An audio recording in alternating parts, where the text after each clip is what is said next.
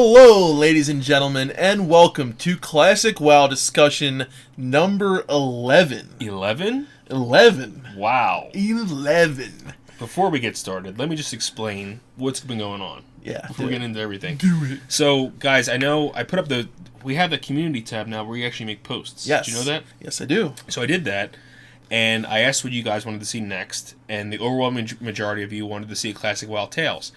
It's being worked on. It's taking a lot longer than I thought, and the reason that is because we have a lot of talent providing us with voiceovers. Yes, it is basically a conglomeration of multiple people who are working on this. The word you're looking for is collaboration. Collaboration, yeah, that's what I meant to say, not conglomeration. But we even have one of our patrons who are actually who wrote part of the script, yeah. And the story kind of focuses on his character.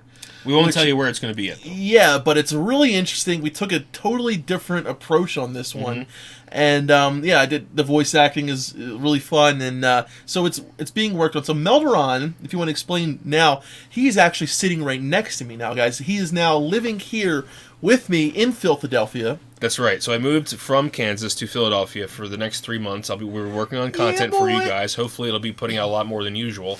Also, Defcamp's going to be streaming more. Yes, I will. And keep an eye out for that, guys. I got some interesting things I want to stream. Maybe some Witcher 3, some Skyrim, just as we wait for classes to come out, play some other games. Right. So basically, I'm here for a little while, and we're going to be doing some content. But we thought, there's a little bit of a content drought waiting for Classic WoW Tales to get finished. So we figured, let's do a discussion to just kind of plug up that gap a little bit. So, and, we got some things we want to talk about.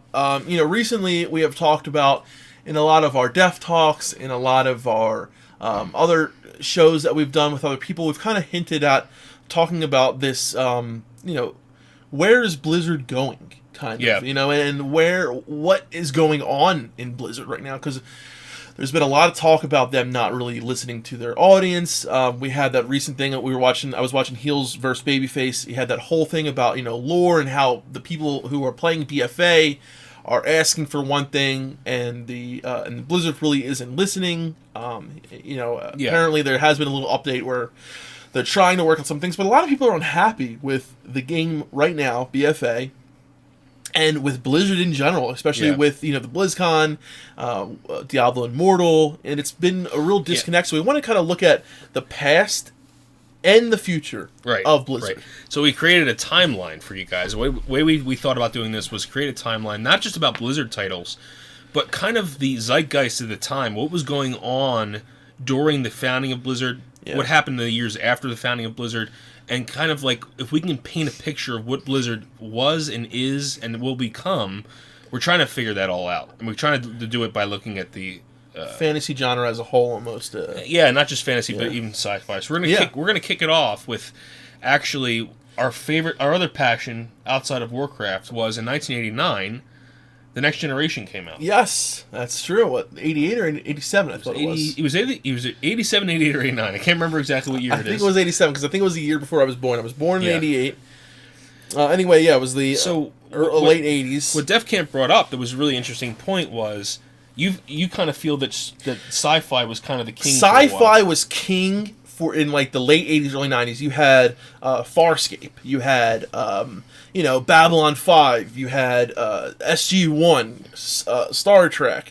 All these really, really amazing sci-fis. And I think, the 90s was this really like cool time because, 2000 was kind of lingering. It was like there. The future was now kind of feel. And you really had it was the high times for sci-fi. It was like the 90s. You had a lot of really good just sci-fi at the time. And then we kind of saw a change when the millennium hit where we had, Right, we transitioned to something else. But let's go into that. But first, I'm going to say that during that 80s and 90s, I'd argue that it was still very fringe sci-fi. Yes. Well, it was, it was fringe, but it was becoming a little bit more accepted. But it wasn't mainstream yet. No, definitely was not mainstream yet. So on February 8th, 1991, another very important thing happened. Yeah. Mike Morhaime, Alan Adam, and Frank Pierce are the three guys that actually founded Blizzard. And this was founded right after these guys got their bachelor's degrees from UCLA. That's right crazy. afterwards. That's crazy. Yeah, and they all contributed about $10,000, guys. That's it. And that sounds like a lot of money. How did Mike Morheim get his money? So Mike Morheim got his money from a loan from his grandmom. Hey, Grandmom, I need some money for I got a company I'm trying to make here, Grandmom. And this is all available in the Wikipedia article. So this is probably backed up by something. There's probably a post in there.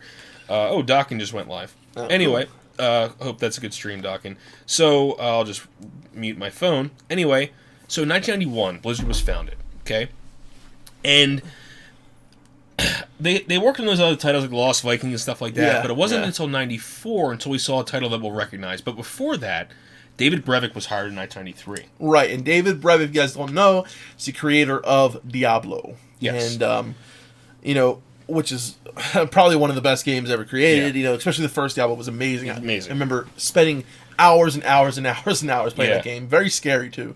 Yes. For the age I was like 8 years old Yeah. when it came out. So in 94, the first title that we'll recognize, Orcs and Humans, came out. Orcs and Humans. So I don't know about you guys, but let's just briefly, in Ellie's title, let's briefly go back and talk about what our experiences were. Okay. So for me, I don't even know, were you even playing games at that point? I was, but I was mostly watching you playing games. That's true. Because we shared one computer, one console. My room, only slept in my room in the wintertime because we only had one. We grew up very poor in South Philly. Yeah. We only had one air conditioner, and it was in my brother's room. That's right. So we both stayed in that room. Yeah. And you were always on the computer. Mm-hmm. And my brother's 5 years older than me, so it was kind of that gap where he was like, man, leave me alone. I'm playing StarCraft. Come on, leave me alone. And I would just sit there and watch him play. But I really enjoyed it. I mean, it was almost was better than watching TV. It was better. It was watching this story unfold in front of me, right? By you playing it. So I definitely remember you playing Orcs and Humans. I remember you. I didn't start playing my own games until like Diablo 1. And then I remember N64. So, like, if you were on the computer playing, I was on playing the Super Nintendo or the N64. So we kind of both went back and forth. But a lot of times I would just sit there and watch him play games like Orcs and Humans. Now, do you remember, did we get it back in 94 or did we get it afterwards? Was it like 95 or... I actually don't know. But I do remember playing Orcs and Humans, and what I remember the most out of anything was that I could not believe how freaking hard it was. Yeah. I guess you guys might laugh at that, but for me, RTSs have always been challenging. Yeah, especially what we were used to playing before that, like games like Mario and Zelda. Yeah, like Final Fantasy. Well, no, Final Fantasy was after that. Actually, it was '97. Final Fantasy came out. Yeah. So it was like Mario and like Mortal Kombat. And stuff like that. But when I played Warcraft for the first time, it was so frustrating for me to play that game. Yeah, I remember the story, but I remember more of like StarCraft, and I got really big into StarCraft in that game. But I remember the story for Orcs and Humans, and I think it might have been Warcraft 2 that I'm thinking of, which came out a year later. Yeah, right. So in also 94 though, something really important is that Chris Metzen was hired as an artist. Right. Now I wonder when he started actually writing. Because that's a good point. The story in 94, not much has already been established. Just the Orcs and Humans. The only thing you know is that orcs are from a different world, and they've invaded Azeroth. Right, and there wasn't much. I mean, I can't really remember the actual like lore that was involved in Warcraft 1, but you really didn't get like heavy lore until Warcraft 2 and Warcraft 3. I believe so. Warcraft 3 definitely, but Warcraft 2. Warcraft 2 came out in 1995, and I remember they included different races. Yeah, they included the gnomes, I think, for the humans, and I think, was it the trolls for the orcs? Like, there was like... It wasn't the Tauren yet. The Tauren wasn't done in Warcraft 3. Yeah. So the story started to build up. But also 1995, and I know this might not have a big impact for you, but it definitely did for me, Braveheart came out. Yeah, I mean, it was an impact in a different way. I mean, because Braveheart is not... I mean, it actually is a fiction if you think about it, because... It's not technically the exact story of William Wallace. It's a little bit, especially him falling in love with the princess. Yeah. I mean, a lot. I know a lot of the battles weren't like accurate. A lot of it wasn't completely accurate. But it was an amazing movie for the time. A lot of historians. It won Best Picture. I mean, it was a great film. A lot of historians have a lot of beef with Braveheart though because of the historical aspect of it. But as a kid growing up in the 90s, and seeing Braveheart, it made me fall in love. I mean, that movie made me really fall in love with, like, medieval, and history, and But I think I have to interject and say both of us were kind of like, we weren't normal kids growing up. We did play sports. We were pretty much forced to play sports. Yeah. Like, I remember at one point, I was playing soccer, football, hockey, baseball. Same. All at the same time. Like, and it was kind of because, like... Our dad. Well, not even that. I mean, it was just like our mom wanted us out of the house, I think. Yeah, So but for me, Braveheart, even though it may have been a fantasy title, I was hungry for something like that and didn't even know it. Yeah. When that came out, man, I used to daydream for hours. Yeah. Thinking that I was, like, having a sword and a shield and stuff like that. And just the battle. It had a huge impact on me, even though it wasn't a fantasy title. Yeah. Huge impact.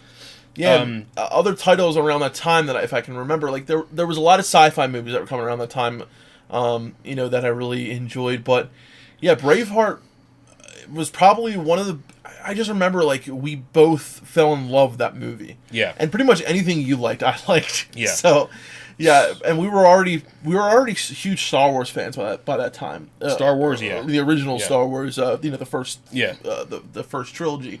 I remember because we had toys, we had the posters everywhere. We wore all those VHSs, man. We wore them Oh, out. yeah. So, and, I grew up watching, like, Labyrinth and things like that. Yeah. Like, David Bowie's Labyrinth. David Bowie, and I forget that one.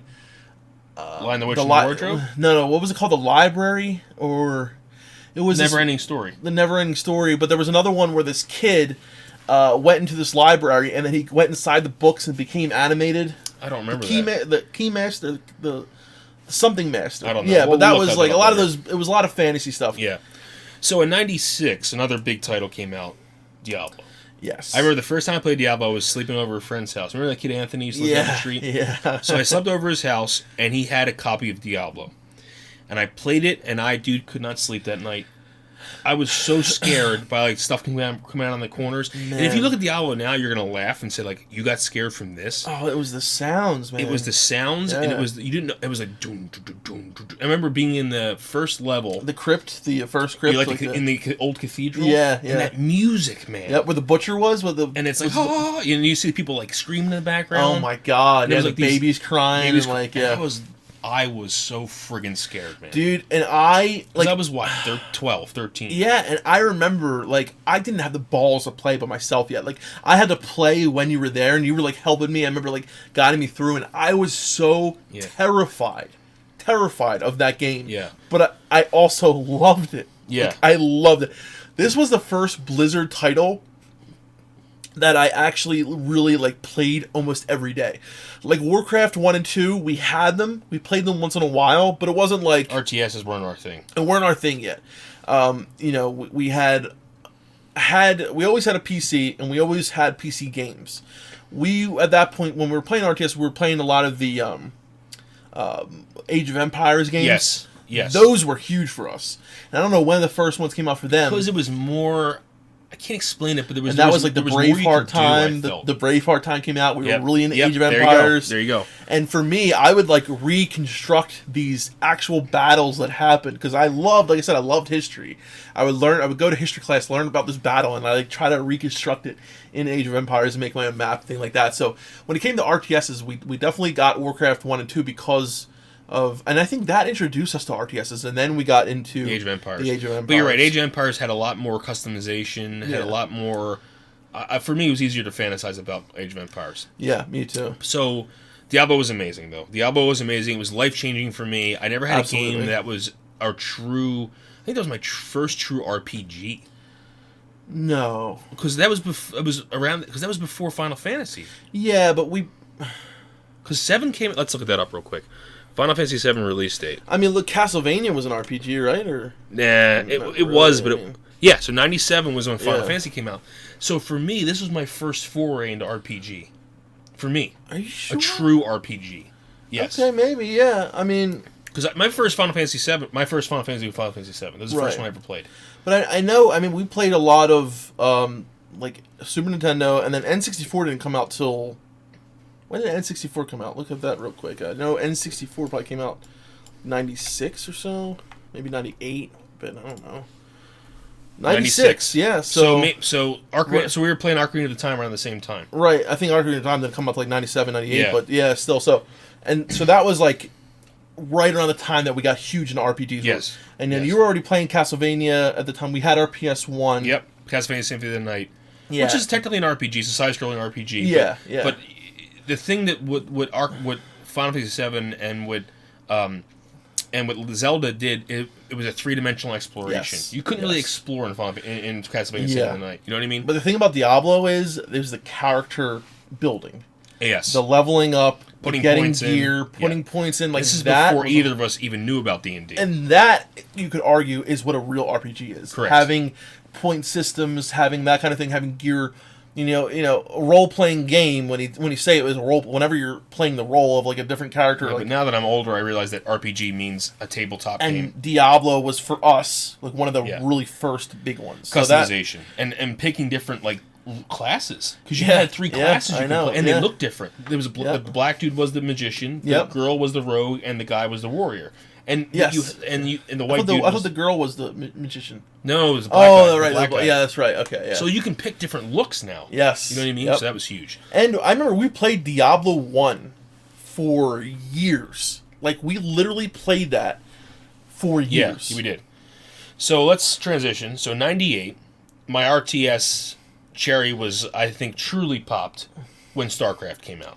Even though Age of Empire was already... Because I played StarCraft every night. We fell in love with that friends. game. Yep. That was the difference. I remember playing StarCraft and listening to, Can You Take Me Higher? Creed. I had that song on repeat. I had that song on repeat, and I would play StarCraft. For some reason, I fell in love with that song around that time. Oh my god! I would listen to that song, and I thought it was so epic while I was playing StarCraft. Oh my god, that's such a cringy moment that I just remembered. But I remember every night, because I actually started smoking around, I think, was it, so 98, how old was I? So I graduated, so I think I started smoking cigarettes. Yeah, guess what? Because I started smoking cigarettes. And I hid it from my mom. So what I would do was I'd play StarCraft all night with my 3 friends from high school. Yeah. And we'd play all night on Battle.net, which was new to me too. Yeah. Battle.net. So you can play with people now. So the internet's happening right now, right? So the internet came out. I think it came out in 94. But dial-up, dude. Dial-up. Yeah. I would play StarCraft on dial-up with my friends and sneak cigarettes out my back window. Yeah, I remember the back window. And and while you were sneaking cigarettes, I was stealing cigarettes from you. That's right. And so Matt's, if Matt's 5 years younger than me. 10 years old at the time. Yeah, that's, kids, don't smoke.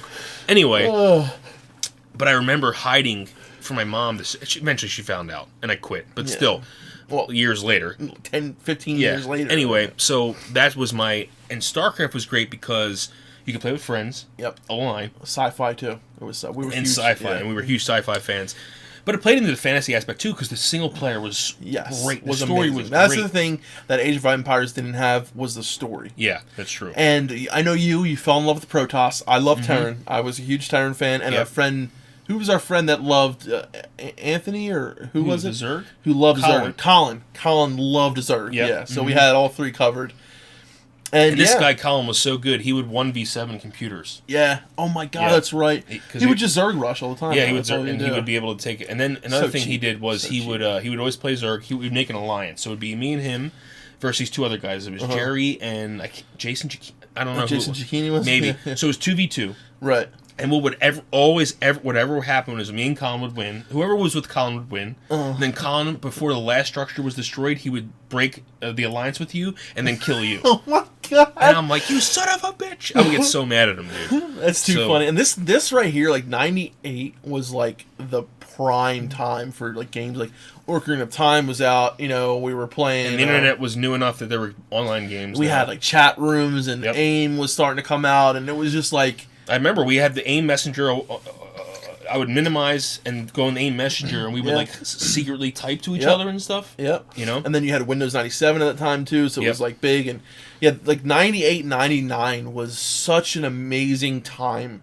For gaming. Yeah. It was really the transition, and now you see where it started to get bigger and more popular, and then you had 2000, where we talk about now, it's Diablo 2. Yeah. Yeah, so in the year 2000, Diablo 2 came out. Diablo 2 was everything I ever wanted in a video game. Yes. Yeah. You had a huge story that. So now you take Diablo, which only happens. You have one dungeon essentially. Every 4 levels, it changes the look of the dungeon a little bit. But so now you have 5 character classes. I think there was. You have a much big sprawling world. Huge. The RPG element was talent trees from the first game of talent trees. Yep. So you had talent trees for your characters. The Paladin man was You can build your character even more, customization. And multiplayer. And the graphics were better, multiplayer, and then you had all these different zones you went to. Yep. You were actually fighting in the wilderness, not just dungeons. Diablo 2 was a groundbreaking game. Absolutely. Groundbreaking. It totally changed. And it changed Blizzard, too. It did. Yeah, and, absolutely. Blizzard North was a subsidiary of Blizzard, but this time the Blizzard name was synonymous with the best games on the planet. Yep. I mean, Diablo 2 was... And, you had StarCraft 2 years before, and then Diablo 2, and which were 2 huge hits. Huge. Yeah. And PC gaming became really big around this time. Like, everyone, we had our consoles and everything like that, but I would say around this time, the majority of our time was spent on PC gaming, other than console. Yeah. And I think also what we see now is we see that slow transition from the fantasy genre being a complete fringe thing. Because, I think we talked about this as, when I was younger, in grade school, we had a drawing club. Yeah. Me, Jerry, and Jason.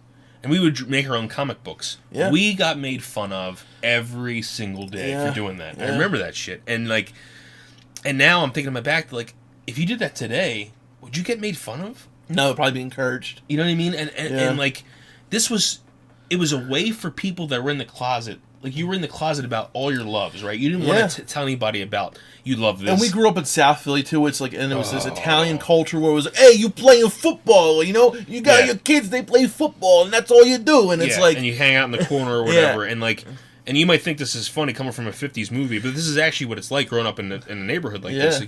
If you were outed as a gamer or as a comic book fan. You were he's a nerd. He's a little wimp. Your son's a wimp. So for us, these games were an escape. Yeah, absolutely. And they were a way for us, especially for us, because we had a not a rough. Well, we had a different childhood, and I felt like we had always wanted an escape, and the gaming for us, and especially the fantasy games, were an amazing escape for us. Yeah. And and then you were a huge comic book fan. Not as much. I was more involved in the TV show aspect kind of things on it, but you were a huge comic book fan. I remember coming home one day for school, and this is how anti-nerd our family was and everything.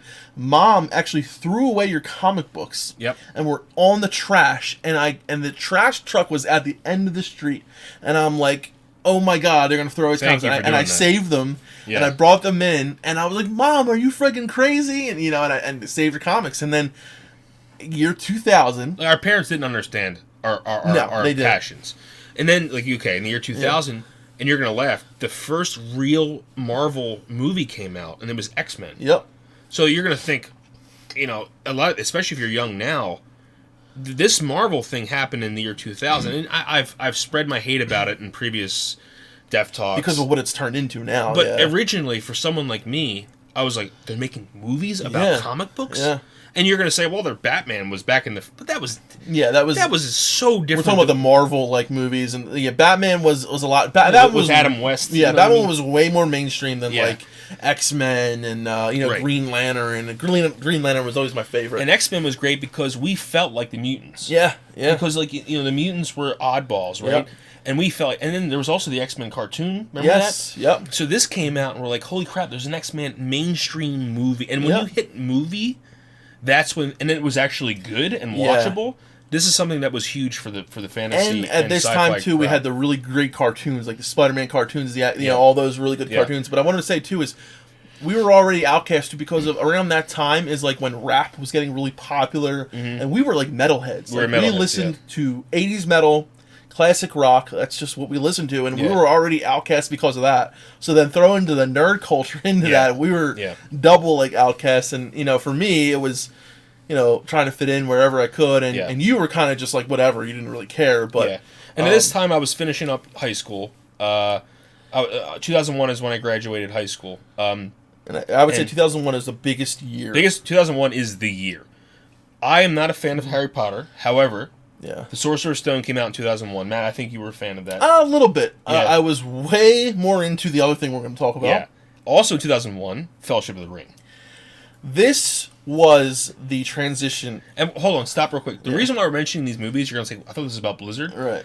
This is all intertwined. Yeah.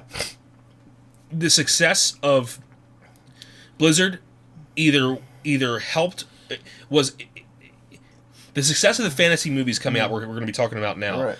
Boosted Blizzard's sales Even more, and you could say that the Blizzard, that the gaming culture that happened, opened Perhaps. the door Yes. for these fantasy movies yeah. to come out. So what was when Fellowship of the Ring came out?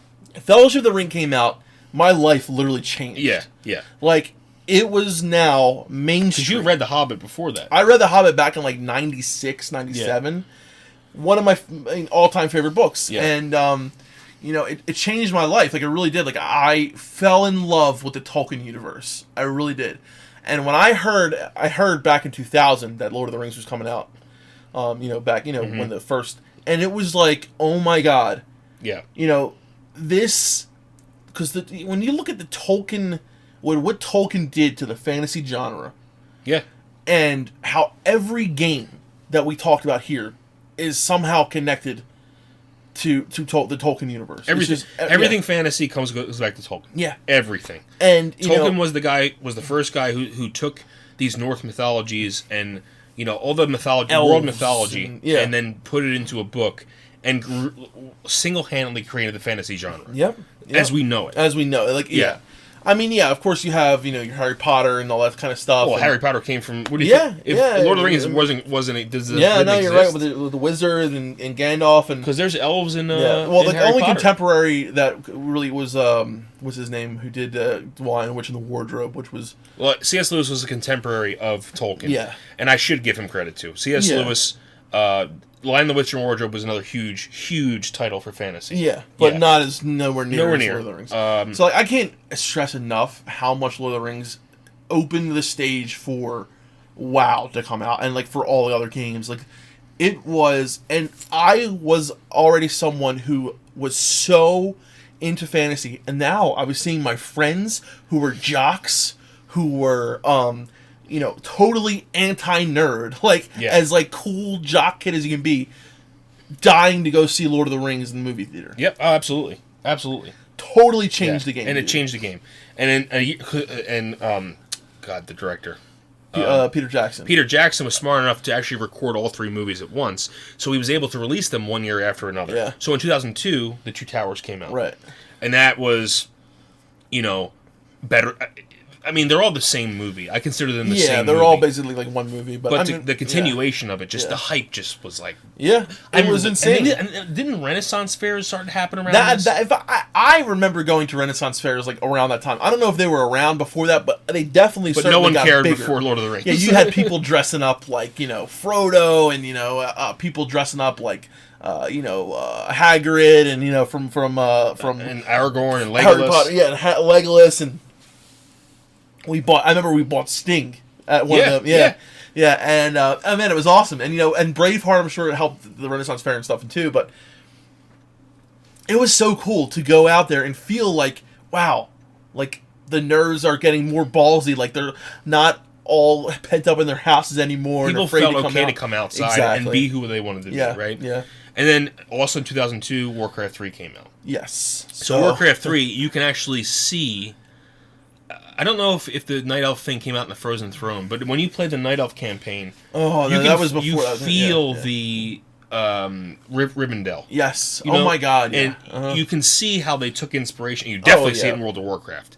But with the Ashen Vale and with Teldrassil. But I think that... And Chili said to us, you were ready to hear that music because of Lord of the Rings. Yeah, absolutely. You know what I mean? And the music and even Blizzard, the language that they use. It was clear that Blizzard was like, "Wow, it's okay.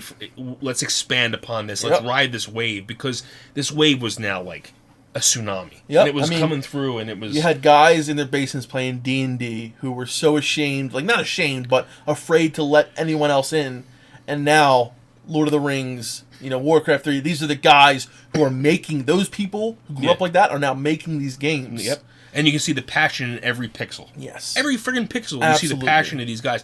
They were literally started by $30,000, one from his grandma alone. And then you have these guys who were... And Chris Metzen at this time is actually writing the lore. Mm-hmm. Okay, so you have 2002, Warcraft 3. In 2003, The Return of the King came out. Yeah. The culmination of Lord of the Rings, and the ending and won Best Picture. Now you have a fantasy movie winning an Academy Award. Crazy. So now you're thinking to yourself, like, and now you can go into a conversation and say, what are the best movies ever made? And you can say, with confidence, that a fantasy movie, Lord of the Rings, is one of the best films ever made. Man. Crazy. And so now we have this transition from... And Blizzard is part of this transition, I believe, 100%. Oh, absolutely. And, and at this point, this is the high. This is like the high point. But in 2004... Well, 2003, the other movies I'm going to say, they had Pirates of the Caribbean. Pirates of the Caribbean. Sorry, so let's talk about Pirates of the Caribbean for a second. For me, it wasn't... I mean, I watched it when it came out. The first one was, but it was that pirate fantasy that started getting bigger. So now you had the regular fantasy... which was the Lord of the Rings, and that opened the door for so many other things now. It felt like, you had more Marvel movies coming out. You had the Spider-Man movie coming out. You had Pirates of the Caribbean coming out. But what I do want to say about Pirates of the Caribbean is that we heard from John Statz directly. Oh, yeah. That Pirates of the Caribbean had a huge impact on Booty Bay. Yeah. And what was going to be the first expansion, the South Seas expansion. Yeah. So... swashbucklers and Pirates of the Caribbean had a huge impact on World of Warcraft. Yeah. And I'm not a huge fan of those movies personally. But you got to give it credit where credit's due. Absolutely. Absolutely. So we have Curse of the Black Pearl came out in 2003. But on a low end, in 2003, David Brevik, who was the creator of Diablo, left the company. Because of, creative differences. And this is hearsay, but apparently David and the guys at Blizzard North wanted to create Diablo as an MMO as well. And now we have EverQuest has been...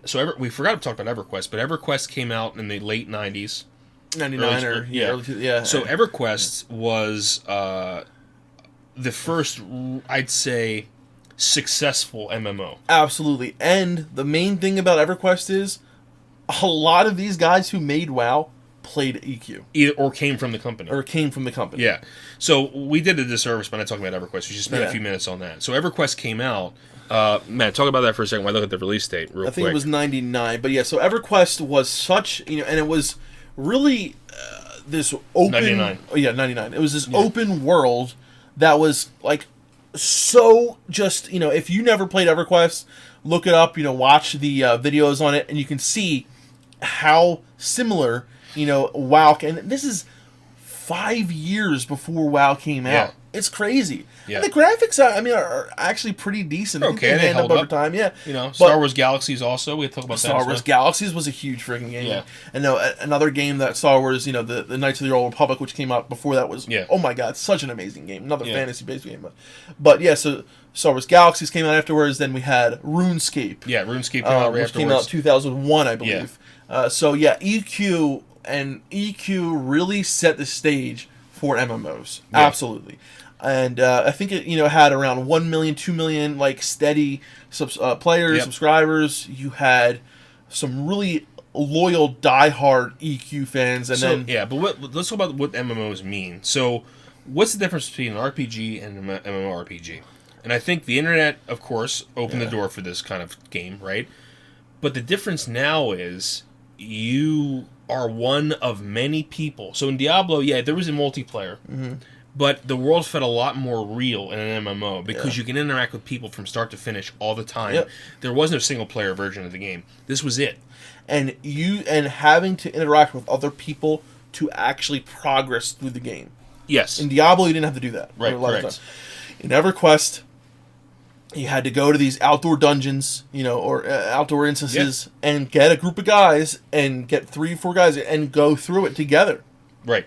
And that brotherhood, the camaraderie that you got with these people is what made these games so not only did you have to go watch a movie, now you can be the movie. You can be the character in the movie. Yes. That was the huge thing. So the movie's coming out, the advent of the MMO, and that was 2 huge things. So Warcraft saw this, Blizzard saw this, and said, we should create our own MMO. And according to some hearsay we've seen, is that Brevik wanted Diablo to be in that place as well, not just the Warcraft universe. And Brevik left according to some sources, because Blizzard didn't want the competition between, and it makes sense. It does make sense, yeah. But can you imagine having a Diablo MMO? Oh my god! And a Warcraft MMO? That would, I hope they can maybe. Yeah. Maybe. Hey guys, Blizzard, if you listen to this, hire Brevik back, make Diablo online. Let's do that in the future. Yeah. So that's in 2003. So 2003 was a big year. Yeah. So now you had so all the Lord of the Rings are out. You know, the Harry Potter movies are coming out. You're at this pivotal year, 2003, 2004, going into 2004. Yeah. Everything is at its high point. You know, EverQuest success. The fantasy genre success. RuneScape success. Knights of the other Star Wars Galaxies, and the other MMO I forgot that what's it called? Oh, I know what you're trying to say. Yeah. There were other MMOs at the time coming out, yeah. And so at this point it's like the prime, the perfect storm. But what's interesting is that Alan Adham actually left. Yeah. In early 2004. Yeah. Who was one of the original founders of Blizzard. It's interesting to think why. I personally think maybe Alan didn't want to do the MMO thing. But he did come back later. Yeah. But in 2004, our lives were changed forever. And November 23rd, my 2004, birthday. the launch of World of Warcraft. Boom.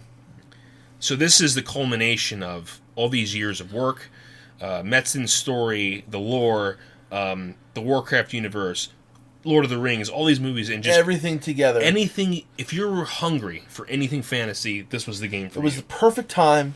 It was the perfect storm. It was the perfect game. Yes.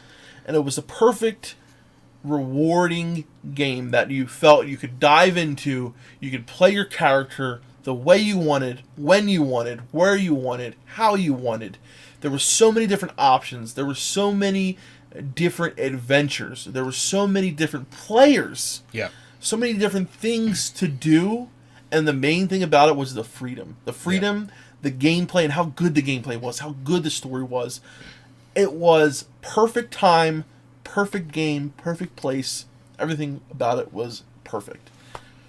Yep. And, dude, I gotta say, like, when I first, we didn't play WoW till about a year and a half after launch. It was about, midway through vanilla. We have the box upstairs. And we have the original vanilla box. We have our TBC box. We have our Wrath box and our Cata box. Yeah.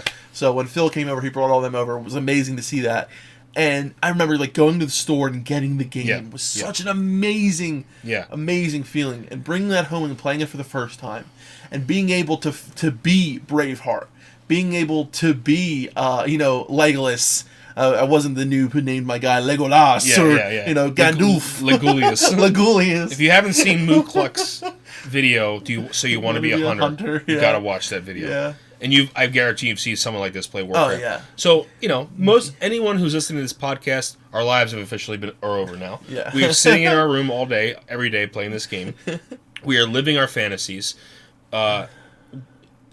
It's almost like our dreams have come reality. Yeah, basically. All the daydreaming we did as kids, all of the sword and swashbuckling we did outside playing as kids. It was as good as it gets right there. It was as good as it gets. It's real now. Mm-hmm. And then 2.5 years later, Blizzard. So actually, right before the launch of the Burning Crusade, in January 2007. In January 2007, the first expansion came out, the Burning Crusade. The Burning Crusade. So you I think had a much more different experience than I did. Yeah. So in vanilla, I did a lot of learning the game, but BC for me was hands down when I played the game the most. I was at a point in my life where I had a lot of free time. I had recently actually gotten out of rehab and had all the time in the world. Yeah. Yep. And I played the Burning Crusade for like a year and a half straight, nonstop. I remember. That was all I did. That was everything I did. I played a rogue and I played a priest. I did PvP nonstop. I did arena nonstop. I did raiding nonstop. I did Kara. I did Burning Black Temple. I did the Eye. I did SSC. I did everything, all the content, and I fell in absolute love. Like, I already was in love, but now I was like a junkie. I was already a junkie before. Now I was a junkie on WoW. Like, I was hooked. It was my life. It was really my life. I slept, breathed, ate, WoW. Like, Yeah. I woke up, I remember driving and, like, being, like, weirded out by, like, oh my god, because, like, I was still seeing, like, WoW World, like, while I was driving, but it was, like, all I did. So, yeah, so in 2007, for me, was my peak, absolute peak in WoW. For me, it wasn't until Wrath that I hit my peak, but I did enjoy the game a lot. I didn't do really any in-game content. I did Karazhan and some Battlegrounds. Yeah, you were, I think, I was working a lot, and I was finishing school in 2005, and I was kind of just looking for a job, and then found a job and worked 40 hours a week during that time, so I didn't get to play a lot. Yeah. But then, but what was really interesting, so we fell in love with the game again, but in December 2007, Activision announced that they merged with Vivendi Games. Now, Vivendi Games actually owned Blizzard at the time.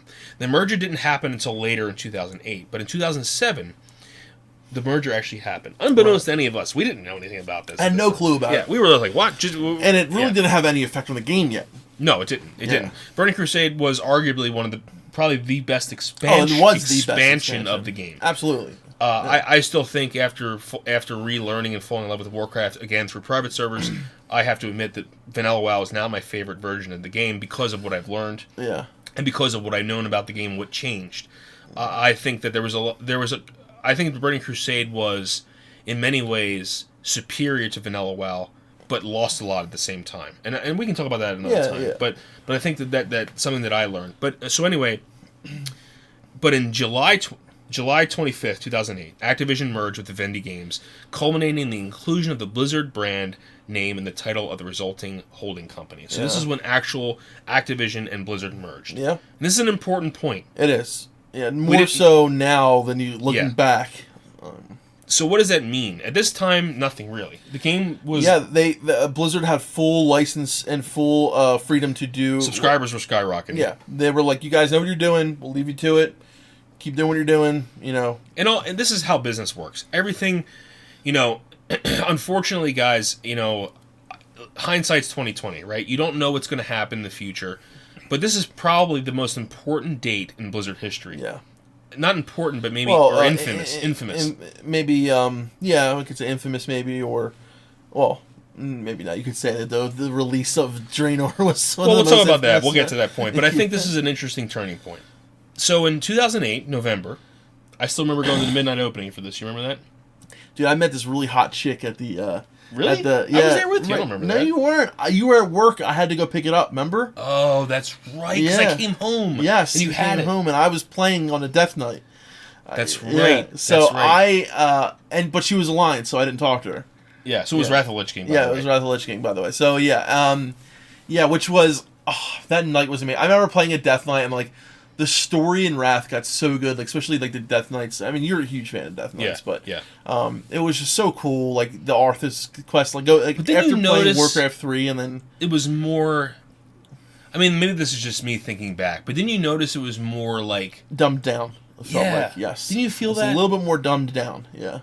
Yeah, I mean, even though I had the best raiding experience of my life back then, because we had a guild together, we did some really awesome stuff during Wrath of the Lich King, but I feel like the leveling was condensed more so than in Burning Crusade. Yeah, I would say. I remember I leveled a mage and a Death Knight like at the same time, and it was like you couldn't do that back in vanilla. 5-man Death Knight runs and stuff like that. Like, yeah. I felt like there was a little tinge of like things were getting easier. Yeah. More absolutely, streamlined. Absolutely. It started, but the story was still really great. A lot of the raids were really great. There was a lot of big pros and big cons in Wrath, I think. You know what I mean? But it was LFG still... being the big con. Yeah, and also... LFD is what LFD is what I mean, yeah. And, you had Trial of Crusader, which is like the small raid, and, and the Welfare Epics essentially came out, back in Wrath. Or, I'm sorry, Burning Crusade. People called PvP items Welfare Epics back then. But yeah, I mean, so now gear was easier to get. It was becoming more for the casual player. I agree. This is the transitional period for me, and this is also the peak subscriber point. Yeah, more subscribers here than any other expansion. Yeah, but also this is the point where things started to dip down. Yeah. So, in 2010, in mid 2010, StarCraft finally got sequel. Yes, it did. So, honestly, I didn't play much of this. So yeah, think about that. That's 12 years. 12 years after the original StarCraft. 12 years. That's crazy. What took them so long? I don't know. Maybe because StarCraft was already hugely popular in Korea. People were still playing. Yeah, they were. It's an actual sport, and it's like, and actually StarCraft, I think we can argue, could be the first. What's that called? When people play competitively, people are going to kill me for saying. Yeah, that was the birth of esports, man. Madden, 90s and Counter Strike. Yeah, but I think like this was maybe huge, like man. maybe you could say it made esports more like open the door for it, like kind of yeah. So, I mean, that wasn't a huge bump in the road for me, honestly. I mean, StarCraft 2 was fine. We played it, but we were hooked in WoW at that point. WoW was everything for us. So in December 2010, Cataclysm came out. Yeah, and what was the biggest thing about Cataclysm was the world has changed. Yeah, everything that you knew is now gone. All these memories I had in these amazing places were changed. There's this giant friggin' rift in the middle of Barrens. What the fuck is this? Yeah. And at first we were like, oh, interesting. Goblins and Worgans. And honestly, I was kind of interested by this. I gotta say, the beginning of Cata, when I got to like doing heroic dungeons and stuff like that, they were hard. It was difficult. Yeah. It was challenging.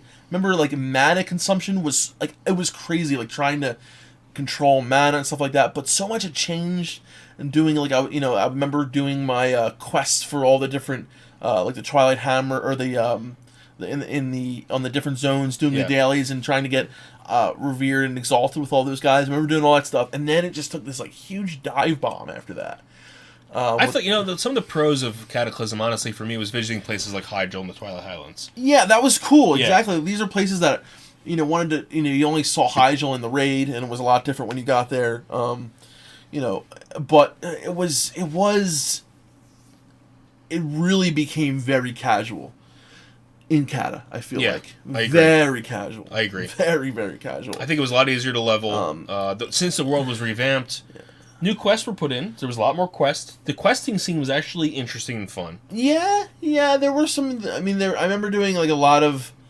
I remember doing so many dailies and getting a lot of... Like, getting my... reputations up. I remember doing a lot of that. Remember the tabard system? The tabard system, yeah.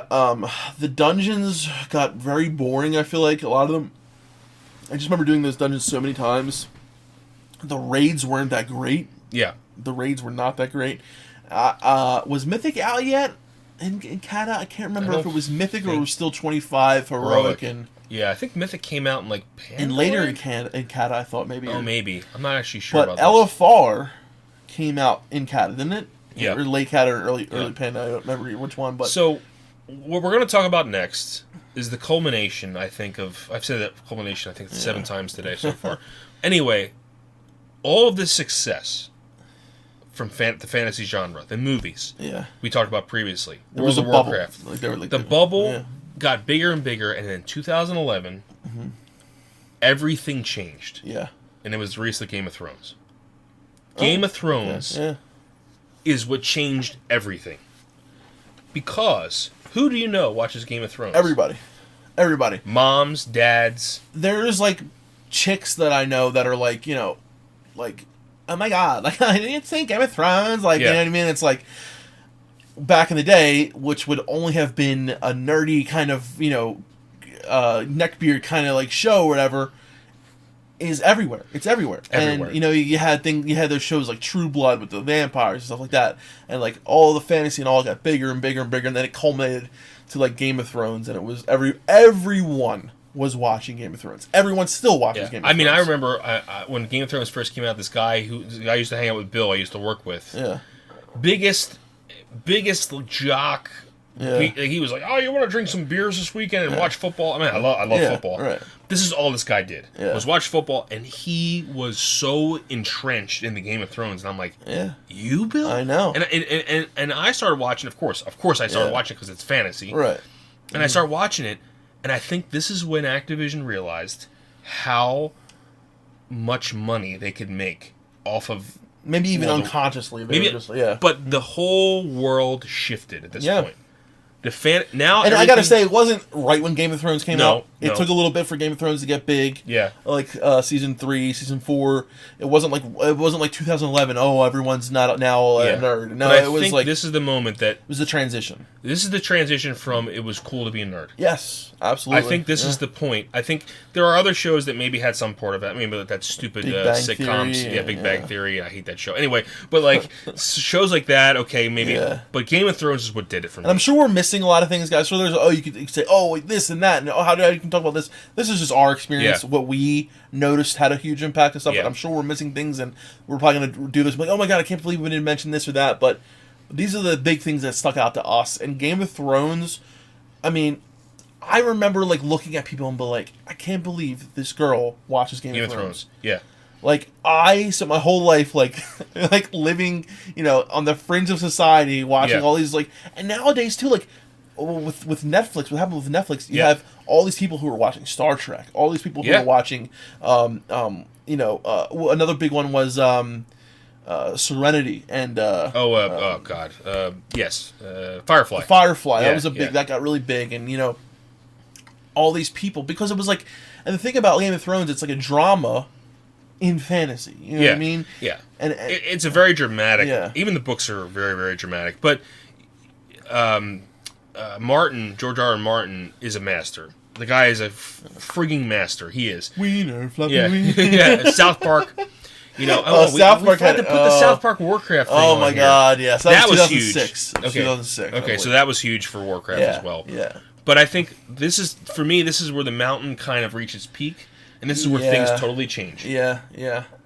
And so now you have Marvel movies coming out the ass. Yep. Right? Yep. A lot of them are shit. Everything's becoming cheapified. Yes. Everything's becoming cheap. Everything's being done over. Everything's being, this was a good movie. Let's do it again. Let's do the Hulk. Let's do Iron Man. Iron Man was a great movie. Let's Iron Man 2. Let's do this. And let's redo Batman. Let's redo this. Think what we need to say here, Superman. and what we're getting at here, is that it's not entirely Activision's fault. No, it's not.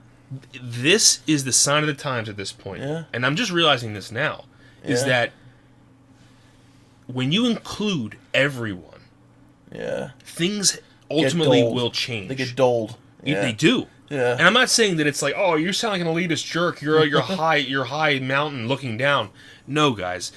We grew up in a like a cultist, like a cult following almost of and then it's like not cool anymore when everyone else does it. Yeah, I know. It's exactly what it is. Like Facebook. Look at Facebook. When Facebook first came out, it was about only all college students kids. can use it, right? Now your mom's on it. Now I don't touch the thing. Yeah. And I think Blizzard has become Facebook in a way. That's so funny, isn't it? Blizzard has become Facebook, and Activision is what's his name? The Twitter? No, the guy. Oh, what's his name? The robot. Oh God. Anyway, Seth. No, what's not his name? The owner of Facebook. Yeah, the CEO of Facebook. Dude, why am I so? I don't know. I think you're tired. Robot Man. Yeah, Robot Man. Anyway, it'll come to us like 5 minutes from now. Anyway, so let's continue with the timeline. There's not much left to do. Yeah. So in September 2012, Mr. Pandaria came out. Panda. What were your first inclinations of Mr. Pandaria? It was just what? It killed it. I went, what? And and there's going to be someone in the comments, but Chen Stormstout wasn't... Okay, fine. We know. He made one little freaking cameo. Has it given them the excuse to make a whole expansion off of? I guess so. Yeah, so I think at this point, two things happen. The lore was kind of like, whoa, where we go from now? We had Deathwing. Now where do we go? Where do we go from and I think that's part of it, and the second part of it is the mainstreamization of fantasy. Yeah. So things started to take a downturn here. Mist of Pandaria was not a bad expansion. There were a lot of good things about Mists. Mist had some good raid content, great PvP content. I mean, there were some really good things about Mist, but there were some really bad things about Mist, and there were Dailies. A lot of Mist bad of things Pandalia. about Mist. There was, LFR got huge in Mist. LFR was, I think it was either in Mist or Cata, right? I think it was the end of Cata, but LFR was like, everyone was doing LFR by the time, and people were just, going in and getting, epics out of nowhere, and, you're pulling epics out your ass at this point. Yeah, literally. Yeah, literally. And and it just became very dull again. Like you said, it became very casual, friendly. I didn't feel like I was rewarded for my character. I didn't feel, like I did in BC, in even Wrath. You know? Yeah, I agree. In vanilla, nowhere near. Yeah. So yeah, the game was at this point a completely different game. Completely different game. I was still playing at this time. I was still hooked on it. I would take breaks more often, but I was still trying to recapture that early experience with it, which I never got. Even into, you know, so okay, we'll go to 2013, right? Activision Blizzard, and now this is when it's called. Now it's Activision Blizzard, right?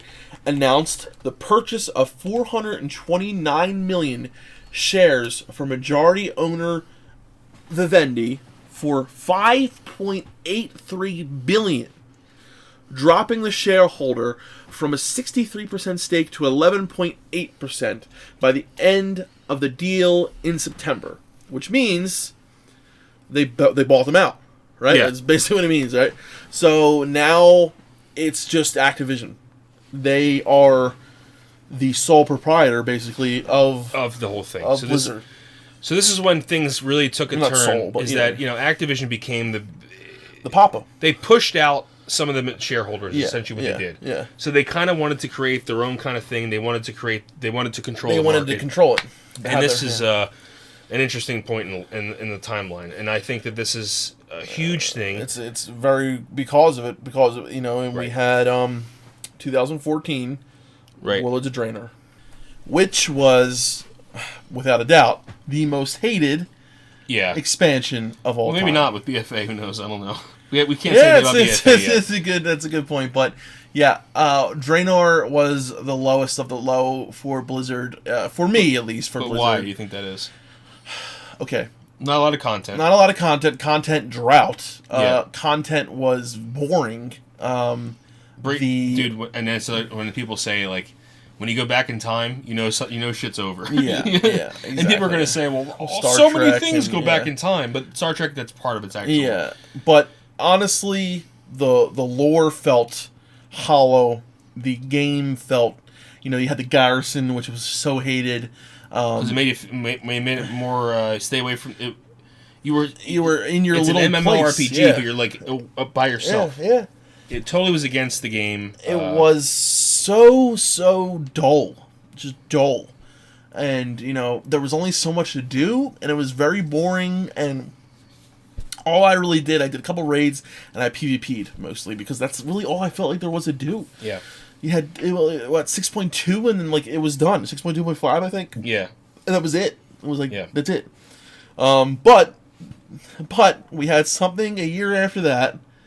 Yeah, so probably one of the most flame important. of hope lit in 2015. And there, of course, were predecessors to this. It wasn't the first of its kind. No. Because I was actually looking through the Blizzard history, and they actually did cease and desists years before. Oh, yeah, they did. But Nost. Nostalrius' launch was in 2015, February of 2015. And Nost was huge. Not only the launch, but the biggest thing about Nost was probably the shutdown. Yeah, which was a little over a year later. About a year and a month, a couple months later, in June of 2016. Right. And this is made when so many people pissed off, including and this is you and why I started the channel. Yep. Because of this. Yeah, you started the channel right around 2016. Because right?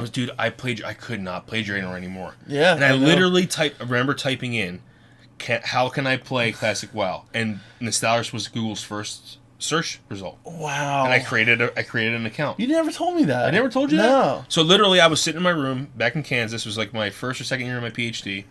And I was sitting there playing WoD. And you were living in North Carolina at the time. Yeah. You weren't playing much. Oh yeah. And I'm like, what the hell am I gonna do with myself on my free time? And I literally went in Google. It was like, how can I play classic vanilla WoW? Yeah. And I wrote vanilla WoW. And Nostalrius. And I remember you called me and told me, like, dude, you have to download this right now. Yeah. You can play vanilla WoW. Yeah. I'm like, what? I had no idea about private servers. Yeah. I knew about private servers where people made machinima and stuff like that. And, you mean like PTRs? Yeah, like PTRs and people's own servers where they did stupid shit. But I didn't know there was stupid shit. That's what we do now. You know what I mean? That's what we do, stupid shit. Yeah. Well, I do stupid shit on there. But I had no idea there was a community out there. Yeah. Of classic WoW. A huge community. Huge community. So yeah, 2015. After the shutdown, Mark Curran got all the signatures, gave him the Mike Morhaime, the meeting with Nostalrius, all that stuff happened shortly after. But, in September 12th of 2016... well, we forgot the launch of Legion in August. Oh, yeah. Well, I wonder why I forgot that. Well, Legion... I'll give so that Legion was in August of 2016, so right after the shutdown. Okay, yes. So right after the shutdown, we had Legion, and I will say that Legion was an improvement. It was an attempt to bring the old... kind of rectify almost, some things. Yeah, it was almost felt like a TBC .2. Or like, yeah. Or 2.0, I mean. But, a lot of things wrong with Legion. A lot of things wrong, especially I can mention Titan forging and the artifact, legendary system, the artifact weapon. But I did, like some things like I thought Mythic dungeons were pretty cool. I enjoyed doing the, like Mythic Plus dungeons. I got really heavy into the Mythic raid scene here. So yeah, I was playing the game more at this time, but I wasn't happy. I became very bored again. Got really, basically, I was playing a lot because the guild I was in. But this was the time that I started playing on private servers, I believe. Yeah. I was playing on some BC private servers, yeah. Excalibur. Then I started playing on, what was the other one? Outland. I was playing on BC servers while you were playing on... I was on Chronos at this time. On Chronos, or you also were playing on Elysium. I switched to Elysium when I heard they were using the NOS core. Right. But I was playing on Chronos primarily then. Yeah. But so in 2016... something pretty big happened. Yeah, pretty big. And I think this is telling because of how the lore went down from Warlords into Legion. Because I'd argue that even though Legion was an improvement, the lore was not an improvement for me, personally. Because you were just rehashing old stuff. Well, yeah, I mean, like with Gul'dan, who's dead, and you're gonna bring him back. The alternate Gul'dan, which is it's storytelling. In my you opinion. are not Mr. You are not prepared, Illidan. And, some of it was lore, like you had Sargeras, but it's like the big bad Sargeras. You're fighting the big bad. It's like this has got to be the end, right? Because Sargeras, like, what's after Sargeras? So, but because of this, I would argue Chris Metzen left. Yeah. So he left in September 12th, 2016. Well, no, that's because he left, but... Well, I'd argue that's why. Think about that. You this is your baby, right? But Chris Metzen was, his baby was Warlords of Draenor, really. No, you think that? Yeah. You think that that was what he wanted the lore to go? I don't know if that's what he wanted, but he wrote, most of it. I wonder... I'd love to interview Chris one day and ask him what happened, but... this is all hearsay, but a bright thing is Alan Adham actually came back in 2016. Alan, one of the original founders. And then... this is the most important thing on the list. Yep. This is the reason why we're here today. Yep. Probably talking. And November 3rd, 2017. You think you do, but you don't. Yes, we did. That's right. We friggin' did. Classic WoW was announced. By Mr. You think you do, J. Allen Crack. I like to call him J. Al. If you ever want to do an interview with Mr. J. Allen Crack, I'm sorry. We would love to do a DefTalk with you, but you know what? We're probably gonna call you J. Allen Crack at least once during the DefTalk. Sorry, it's kind of our thing. Yeah. Anyway, we hope you do well, but we we know you apologize. You didn't know exactly how big the movement was, but it is a big movement. We had and I remember. This is what I was doing. I was driving to a berry farm in Topeka, Kansas to collect samples of fruit flies. I walked to my car, I opened up my phone, and I had a notification from YouTube, Warcraft's YouTube channel, and it said Classic WoW announcement. I almost relieved myself in the car. I called you immediately, and I said, "Have you seen YouTube today?" I was watching it. I was watching Nixium's reaction to it. I think, because this was kind of a little bit of a dull for me because I was really busy at work. I hadn't made a video in a while on the channel. If you look back at our videos, you'll see there was a big gap in content. You were doing Skyrim videos. And I was trying all this different shit because I was so sick and tired of this. I was because all these private servers were getting cease and dismiss, and cease what? Cease and dismiss. Cease and desist. Anyway, so we went insane all of us. Yeah. And honestly, the rest of the timeline we really couldn't care about because we did our first discussion. Yeah. We did our first discussion, and I think it was like we did it or something like that. Yeah. So let's And that was, guys. That was the culmination of everything we talked about and the revival, right? Okay, so a lot of big things in the fantasy industry right now are being revived. Like you look at Warcraft 3 Reforged, which is newer, but you have a lot of RuneScape, old school RuneScape. You have a lot of the movies that are being redone. Pantheon, Rise of the Fallen, which is basically like the EverQuest team and a lot of those guys, and but you have even in the movies, a lot of these movies that are being redone, like Batman's coming back and Superman and all the movies that are being redone, and it's like almost like a time of rebirth or redo in a way. Yeah. But so what we're hoping is is this the time of rebirth? Is this the new bubble that will maybe because what we see here, right?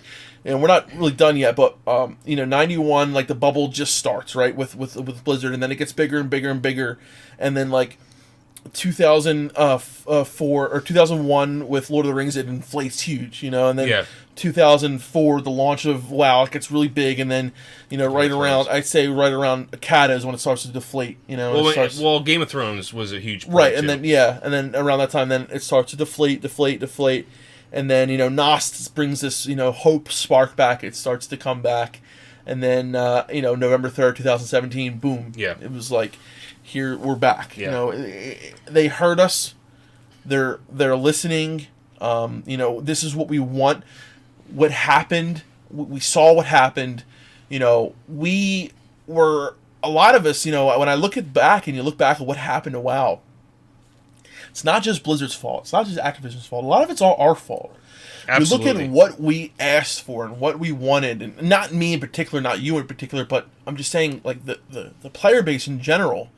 A lot of us complained about, the game's too hard, or, this and that, and, it's quality of life stuff, this and that, and we got a lot of that stuff, and then we got it, and we didn't like it. We didn't... Because we didn't realize what we lost. Yes. The grass is greener, right? The grass is never... You think it is going to be greener, but sometimes it's not. Yeah, and and it culminated into us realizing that, we made a mistake.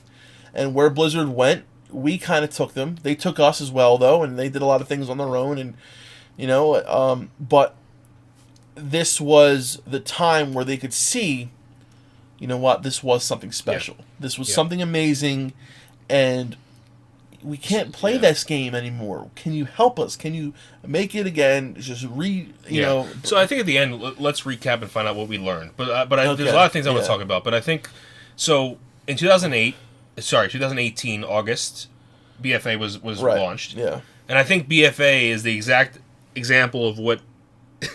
how far can you go down that rabbit hole? Right? Yeah, it's still the process of the line still going down. It's like how generalized can we make this game? Mm-hmm. How accessible can we make this game? And it just keeps going down that path. Yeah. And it honestly, look at the results. I mean, you have all this inner turmoil in Blizzard now. I know. You have CMs yelling at people, calling people names on Twitter. Mike Morhaime retired on October 3rd. Yeah, Mike Morhaime retired right after. I mean, not. So literally, what? So let's say Mike Morhaime retired 2 months after BFA's launch. Yeah, and because he was probably the only person that was pushing back. Yeah, maybe. You know what I mean? Mike Morhaime is the original founder, he's such an awesome guy. Like, he's such a nerd. He's one of us. You know what I mean? And he's just seems like a really genuine guy, and it just seems like maybe he just really wasn't happy with the direction. It seems like Activision is really trying to put their hands in. I know that they got really upset. Why isn't why aren't our games making money like Fortnite is? Because we're not. It's not nothing Fortnite. Like Fortnite. We never wanted to be Fortnite. We are the PC gamers. Like we are for them. Like we are for the D&D guys. We're for. There's nothing wrong with having a group of people that you speak for, that you provide for. You know what I mean? Like, one day I want to write a novel. Right. I'm not writing it for everyone. I'm writing it for. Look at our channel. We could just talk about games in general. We could talk about politics. We could talk about a whole generalized things, but we don't talk about what we want to talk about, which is classic WoW. We want to talk about classic WoW, guys. If we wanted to make money or branch out, we would have talk about and like play the game of the week or talk about Fortnite. Or, we can make a lot more money. Sure, we could. But we want to do this. We don't want to do anything else. And that's maybe Star Trek down the line. For so long, that's because we love Star Trek. It's not because we want to make money off of it. But for so long, that's what Blizzard was, and now it doesn't feel like that. No, it doesn't. It feels like they've, in a sense, sold out. Yeah, Like Metallica after and Master Puppets. and now we're in 2018 exactly. We're in 2018 now. Of course, recently, guys, the BlizzCon just happened. Diablo Immortal announced. To me, that's the biggest sign of total detachment from like who you were. This is a PC like gaming company. Yeah. Don't you guys have cell phones? Dude, I wanted to smack the cell phone out of that guy's hand.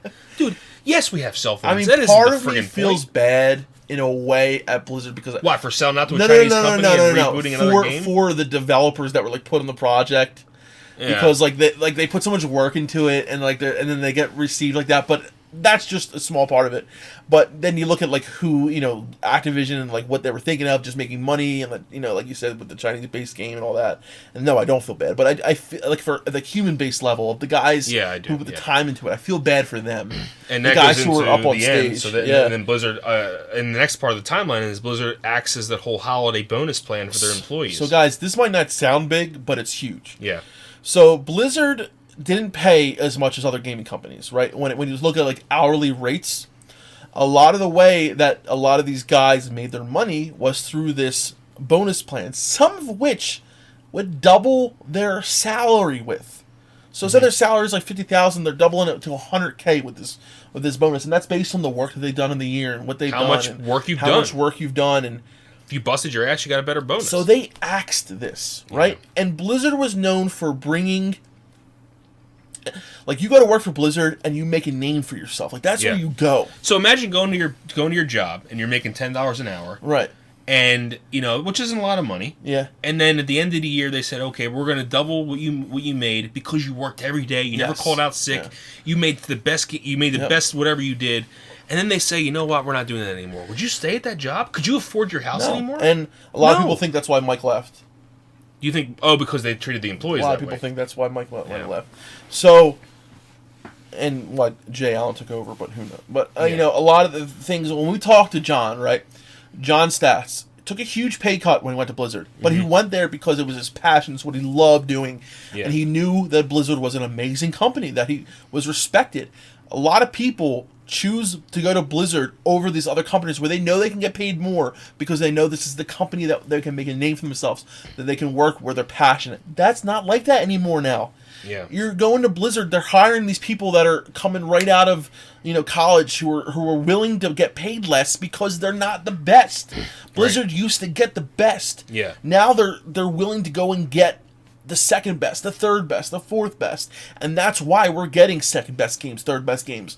I mean, that's my opinion right now. That's what it looks like to me. It makes total sense. I mean, why would you want to... I mean, yes. You get what you pay for. There's a certain amount passion can get you. I mean, don't get me wrong. Guys, if I get a job for $25,000... So, I'll give full transparency. If you ever do a PhD, what they pay you is approximately $20,000 to $25,000 per year. Obviously, I wasn't doing a PhD for the money, guys. I wanted a degree. It was about passion. There's only so long you can do that for. And I'll tell you that right now. I mean, with my job, I understand, but there's a lot of right now, not making a lot. But what I mean is, I sacrificed those 4.5 years. Yeah, I know. So I can get a better job. Right. You know what I mean? And with Blizzard, you're doing that, and you're going to get that bonus if you work hard, and you're also getting the fact that you're working at Blizzard. You know what I mean? Yeah.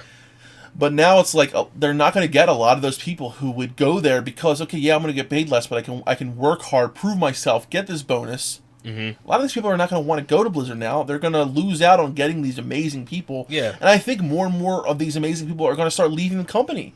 Yeah. I mean, look at people like... Let's look at the staff of Classic right now, the Classic WoW staff.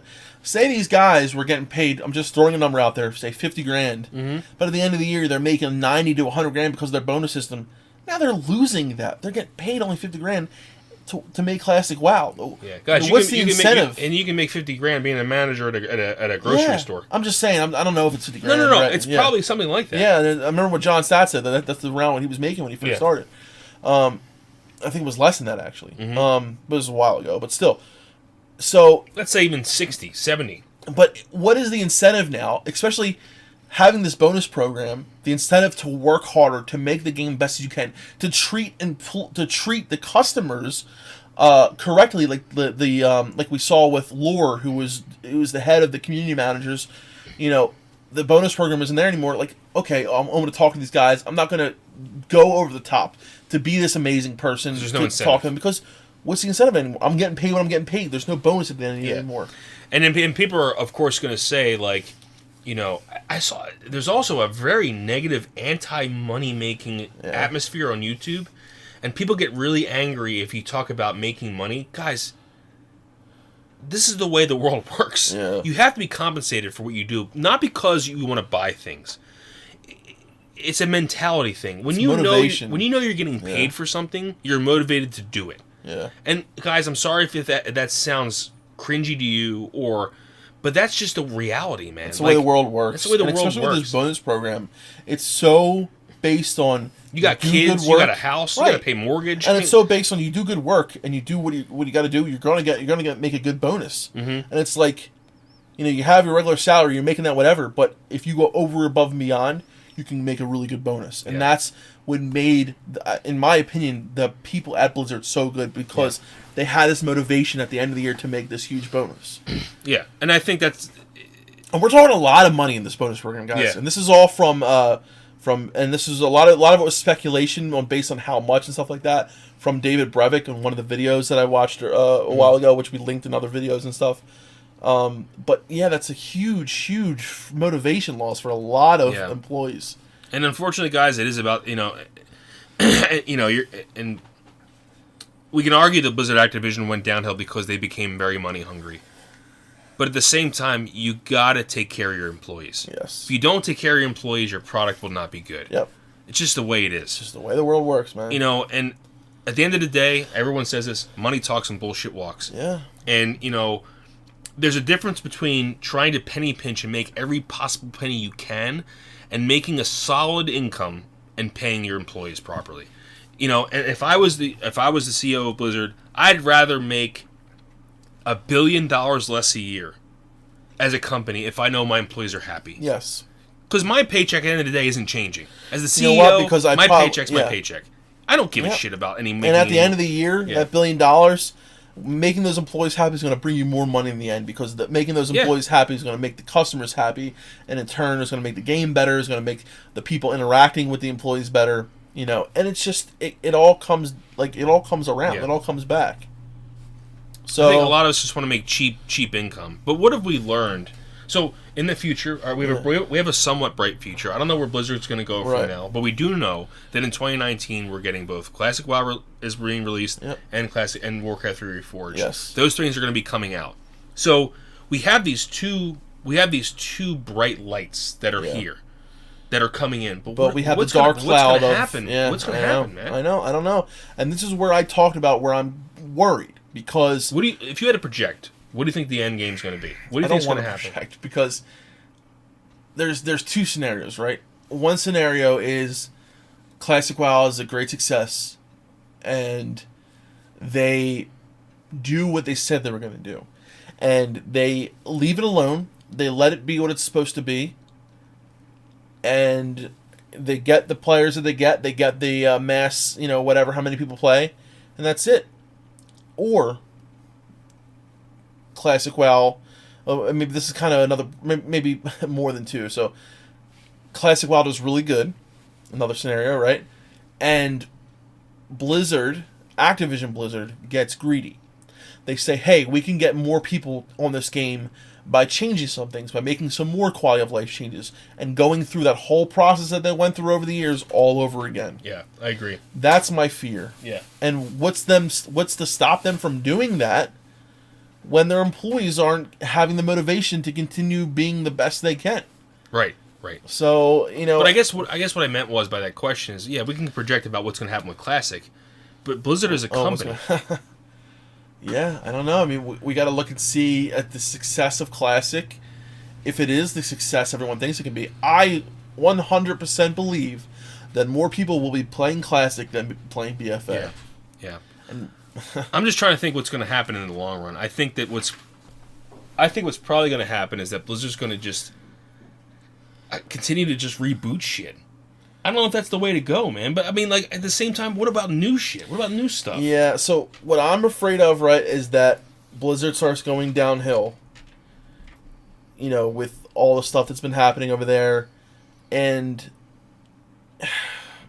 maybe they do something really bad with Classic, and then because like, what if Classic for some reason, and this is a total, I hope this doesn't happen, don't even want to think about this scenario, but imagine they friggin' ruin Classic, right? I'm just saying, imagine they do this, they add all this, quality of life shit, they do all this crazy stuff, sharding isn't just, they go crazy with the sharding, they go crazy with all this stuff to try to bring more people into it.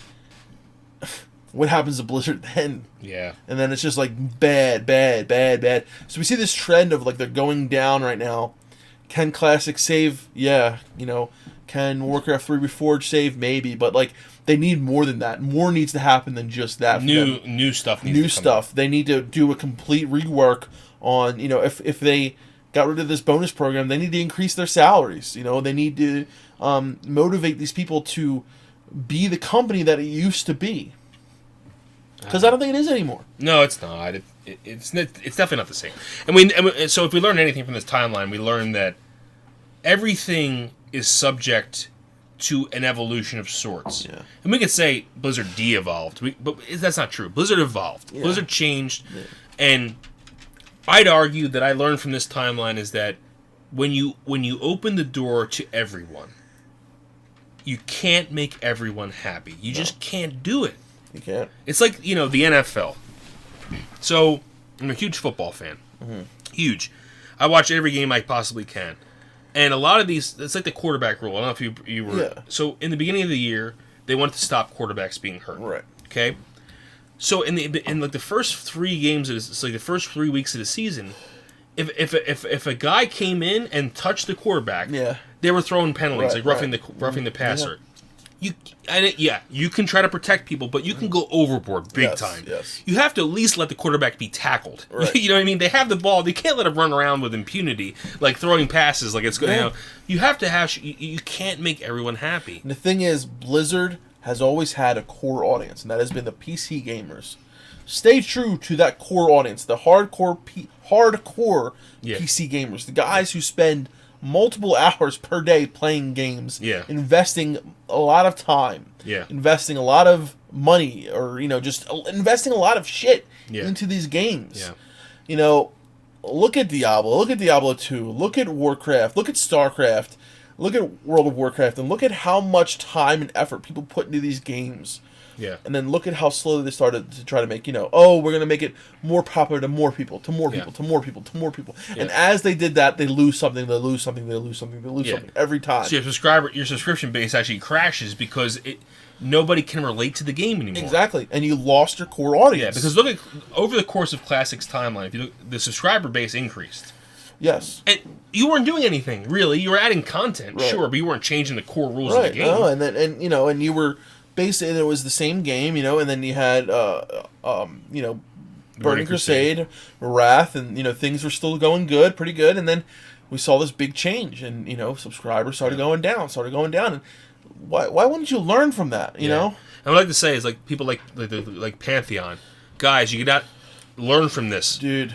I'm sure they are. Don't fold. Yeah. Don't do it. Yeah. Require a 75% rating, vote. Yeah. Like old school RuneScape.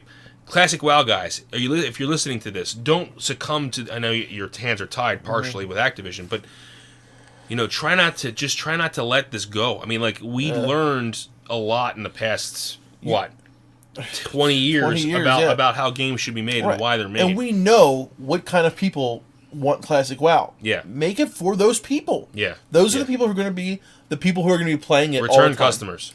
They're going to be new players, customers. But you don't have to make it for the new audience as well. Because guess what? There's already a game out there for them. Even though it's not doing great right now, there's already that game. Yeah. Let that game be that game, and let Classic WoW be the game that it was. Yeah. And that it is. Yeah.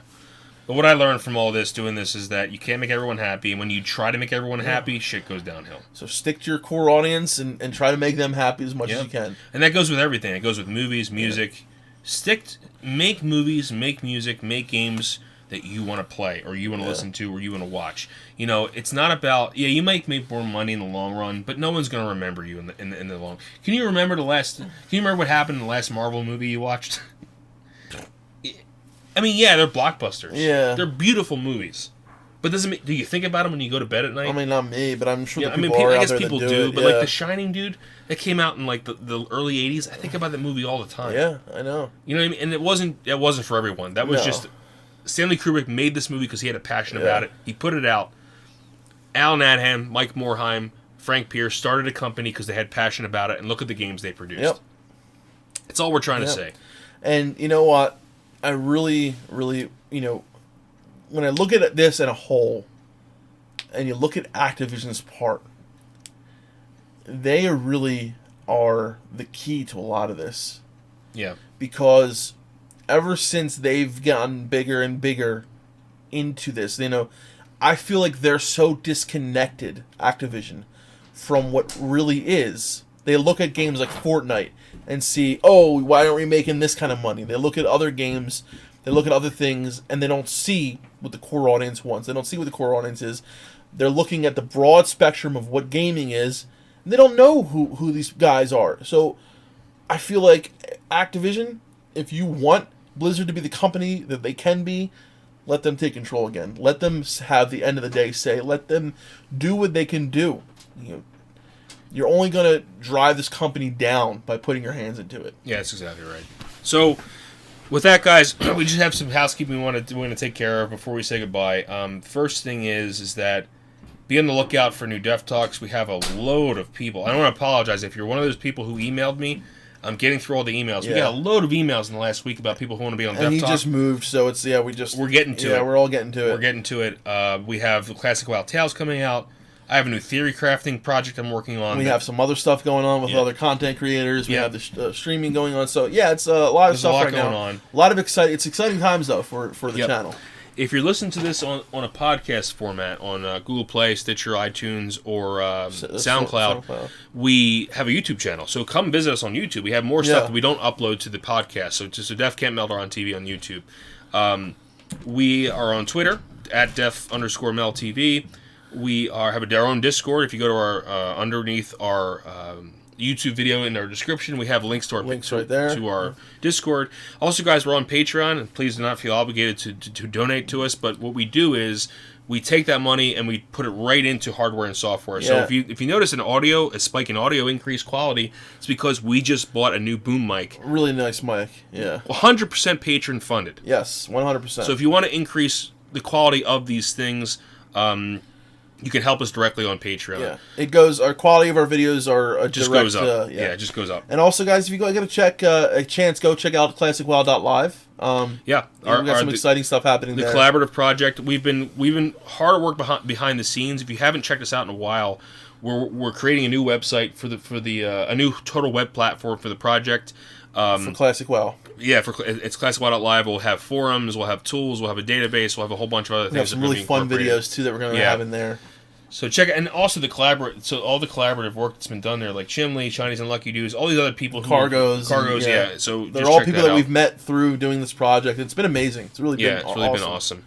But other than that, guys, that's basically it. I think we'll have a new video out before Christmas, but just in case we don't, have a happy Hanukkah, Christmas, whatever you're celebrating. Yes. Happy holidays, guys. Happy holidays, and also a Happy New Year. But I think we'll have videos. No, we'll definitely have some more videos. Yeah. So just stay in the holiday spirits, and we'll see you guys around. It's been next time. It's been a lot of fun. It has. It has been a lot of fun. And I hope you guys learned a lot. We learned a lot doing this, actually. Yeah, I actually did. So until next time, guys, this is Defcamp. And Melderon. Signing out. Peace. Keep on, keep on and grinding, baby. Yeah. Oh, yeah.